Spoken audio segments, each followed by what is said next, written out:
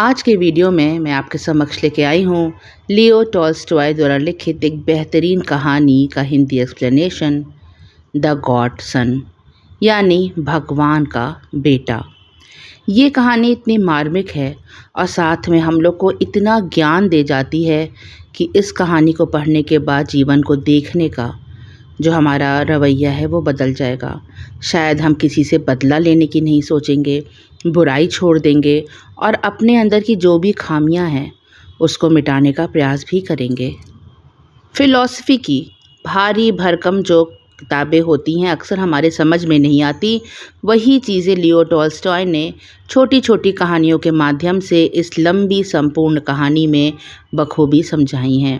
तो शुरू करते हैं इस कहानी का एक्सप्लेनेशन मेरी यानी गरिमा की आवाज़ में। कहानी की शुरुआत होती है जब एक गरीब किसान के घर में बेटा होता है। किसान सोचता है कि बैप्टिज़म होगा जब इसका, तो एक गॉडफादर और एक गॉड मदर की ज़रूरत पड़ेगी। इसीलिए वो घर घर जाके सबसे कहता है कि तुम मेरे बेटे के गॉडफादर बन जाओ।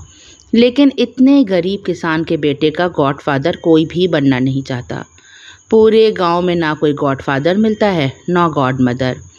किसान बहुत ही उदास हो जाता है, सोचता है कि अगर उसको गॉडफादर नहीं मिलेगा तो इसके बेटे का बैप्टिज़म अधूरा ही रह जाएगा। इसीलिए वो निर्णय लेता है कि वो दूसरे गांव जाएगा और वहाँ सबसे कहेगा, शायद कोई मान जाए। जब ये जा रहा था तब रास्ते में से एक अनजान व्यक्ति मिलता है। अनजान व्यक्ति उससे पूछता है कि तुम कहाँ जा रहे हो। किसान अपना कारण बताता है तो वह व्यक्ति कहता है कि मैं तुम्हारे बेटे का गॉडफादर बनने को तैयार हूँ। कल मैं बैप्टिज़म के समय चर्च टाइम पे पहुँच जाऊँगा। तो पूछता है वही अनजान व्यक्ति कि गॉड मदर कौन है इस बच्चे की। किसान कहता है अभी गॉड मदर कोई नहीं है।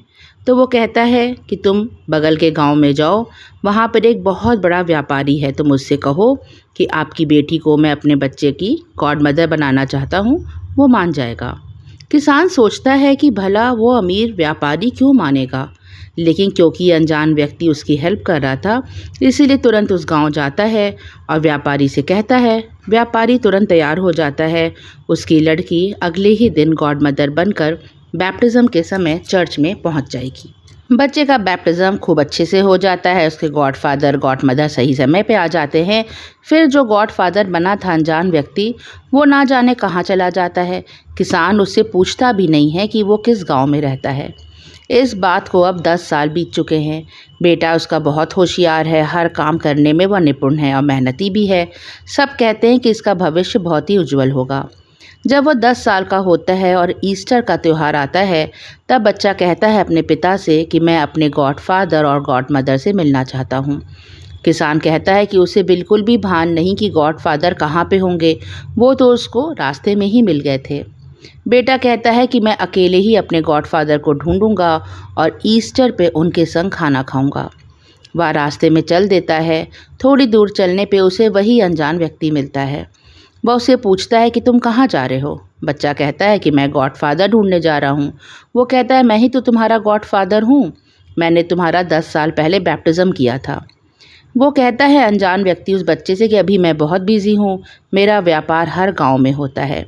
जंगल के अंदर दूर मेरा बहुत बड़ा सा घर है, तुम कल वहाँ मुझसे मिलने आ जाना। बच्चा कहता है ठीक है और अगले दिन जंगल की तरफ चल देता है।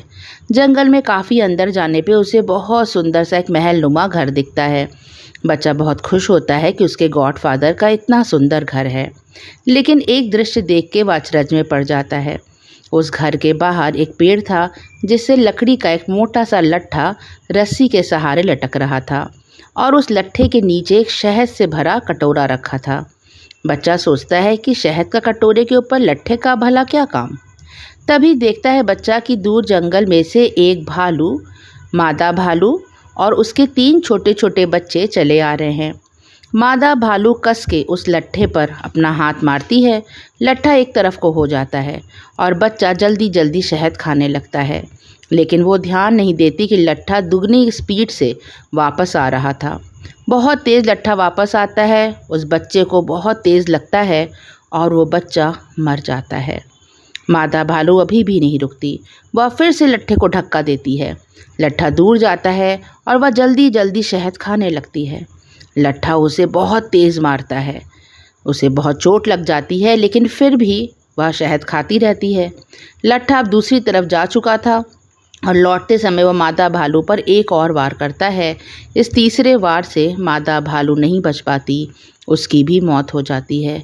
बचे हुए दोनों बच्चे जंगल में भाग जाते हैं।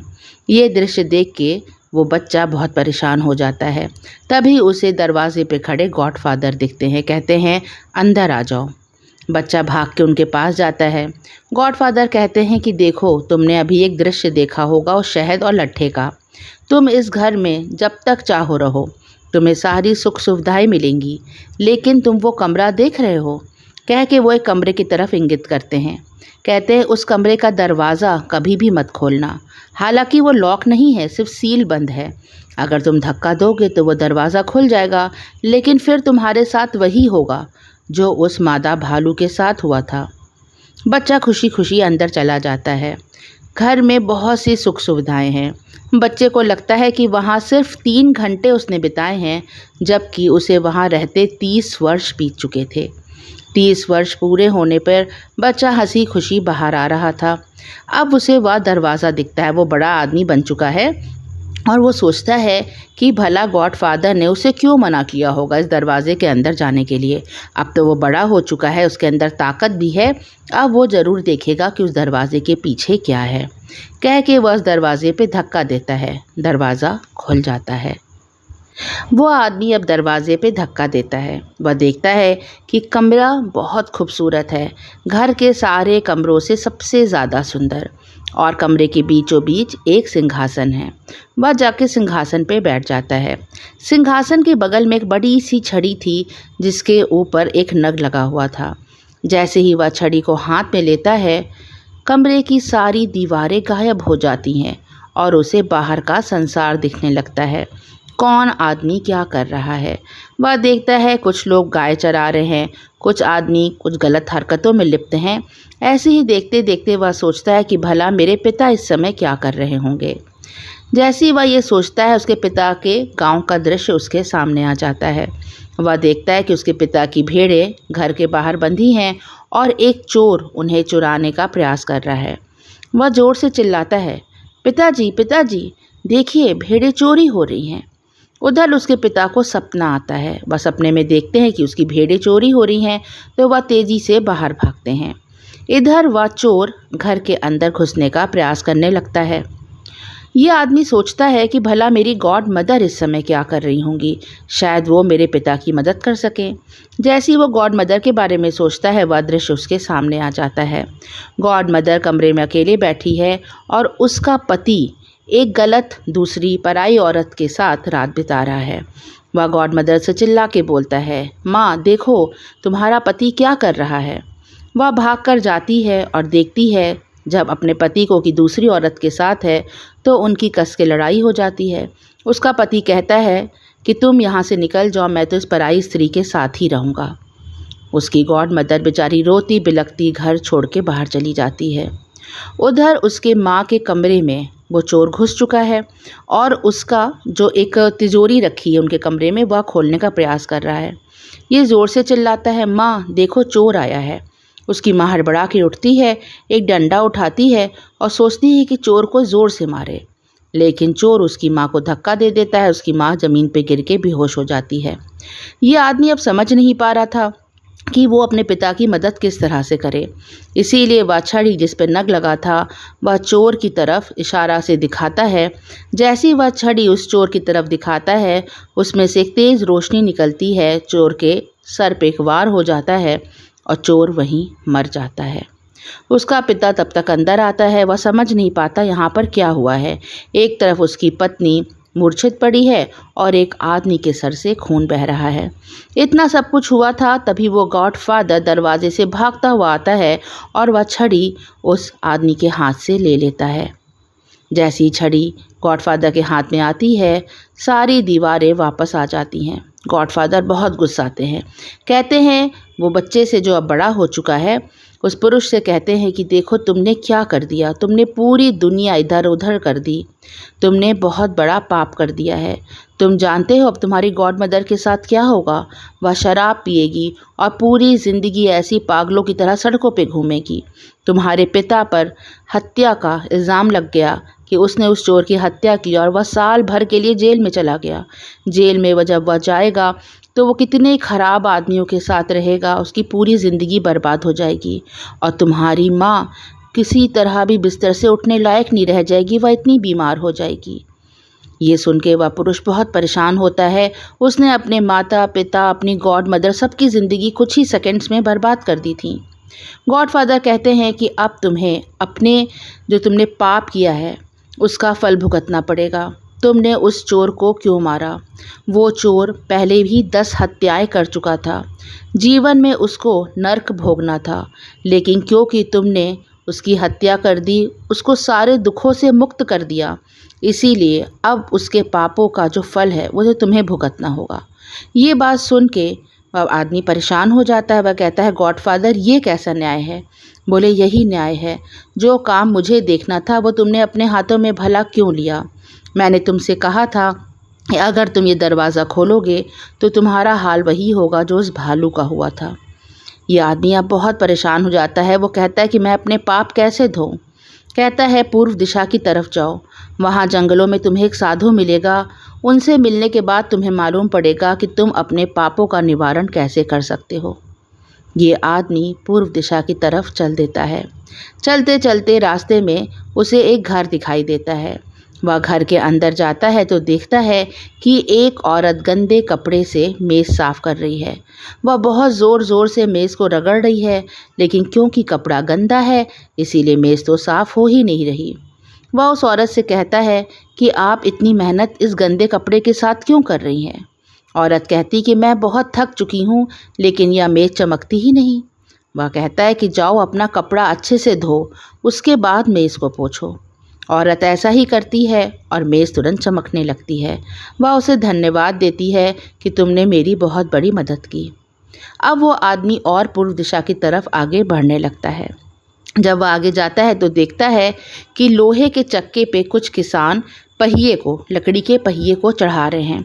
वह गोल गोल लकड़ी को घुमा रहे हैं, साथ ही वह लोहा भी घूम रहा है, इसीलिए वह चक्का लोहे पे चढ़ नहीं पा रहा। ये किसानों से कहता है कि एक आदमी लोहे को कस के पकड़ो, जब लोहा फिक्स हो जाएगा तभी यह पहिया चढ़ेगा। वो लोग ऐसा ही करते हैं और पहिया झट से चढ़ जाता है। सब इसका धन्यवाद देते हैं। ये समझ नहीं पा रहा था कि ये सब काम करने से भला मेरे पाप कैसे धुल जाएंगे। खैर वह पूर्व दिशा में आगे बढ़ता रहता है। आगे जाता है तो देखता है कि कुछ लोग आग जलाने का प्रयास कर रहे हैं।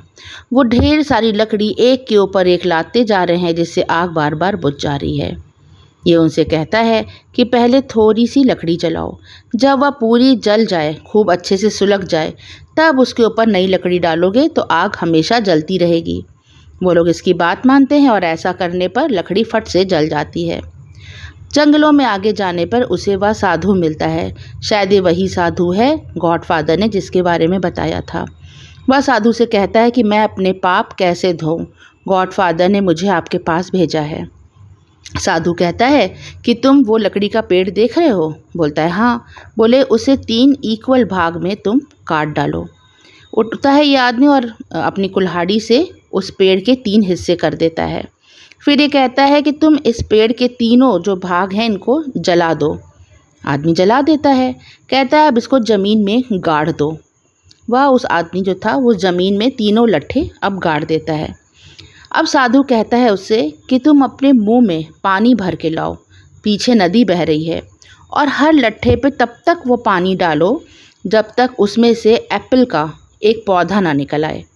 तब तुम्हारे पाप धुल जाएंगे। जैसे ही तीनों पेड़ों में एप्पल के पौधे निकल आएंगे तुम्हारे सारे पाप धुल जाएंगे। ये कहते ही उस साधु की मृत्यु हो जाती है। बहुत घबरा जाता है ये आदमी कि अरे साधु तो मुझे बताने वाला था कि मुझे मुक्ति कैसे मिलेगी, मेरे पाप कैसे धुलेंगे, इनकी तो मृत्यु हो गई।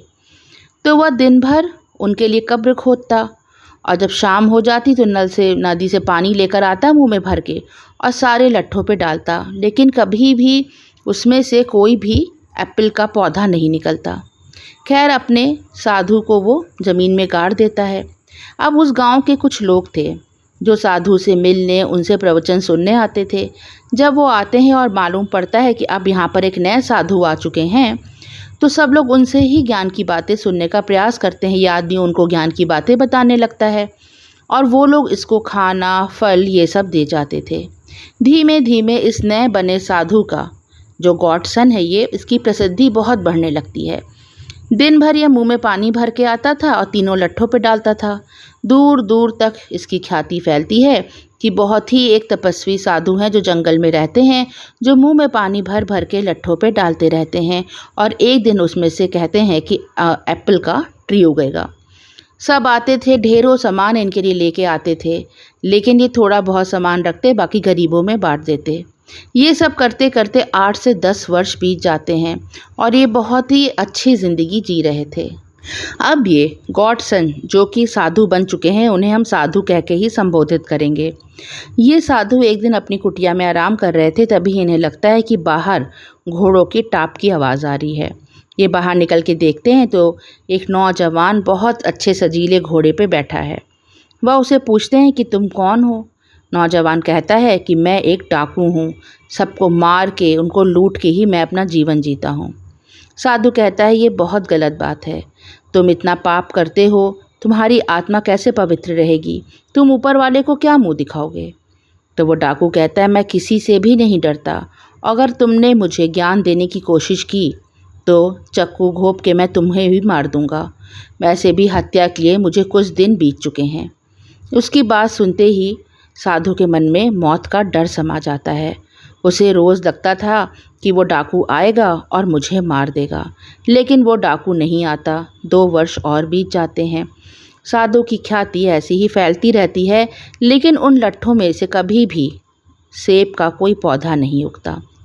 एक दिन साधु को लगता है कि मैं गलत राह पे चल रहा हूँ, मैं तो भोग विलास में सब में संलिप्त हो चुका हूँ और मुझे ख्याति के लिए मैं ज़िंदा हूँ। लोग आते हैं, मेरी तारीफ़ करते हैं, मुझे बहुत अच्छा लगता है। इस तरह से मुझे कभी भी मुक्ति नहीं मिलेगी। इसीलिए वो निर्णय करते हैं कि अब चुपचाप से वो किसी गुफ़ा में जाके रहेंगे और इन सब लोगों से मिलना जुलना बंद कर देंगे। जब वो वहाँ पे सोचते हैं गुफ़ा में जाने के लिए, उसी दिन उस लट्ठे में से एक पौधा निकलता है सेब का। वो सोचते हैं कि अरे मैंने बिल्कुल सही डिसीजन लिया है, ये सही रास्ता है, अब मैं यहाँ से चला जाऊँगा। वो जाने लगते हैं तो उन्हें वही डाकू दिखता है। डाकू को देख के वो फिर से डर जाते हैं और तेज़ी से भागने लगते हैं। डाकू कहता है कि मैं तुम्हें नहीं मारने वाला हूँ, लेकिन आज मेरा मन बहुत दुखी है, लेकिन तुम मुझे कोई ज्ञान की बात मत बताना। ये कह के वो वहाँ से जाने लगता है। फिर कहता है कि आप तो यहाँ रहते थे, आप यहाँ से कहाँ जा रहे हैं? साधु कहता है कि मुझे अब इन लोगों से नहीं मिलना, ना सामान चाहिए इन लोग से खाने पीने का, अब मैं किसी गुफ़ा में जाके रहूँगा।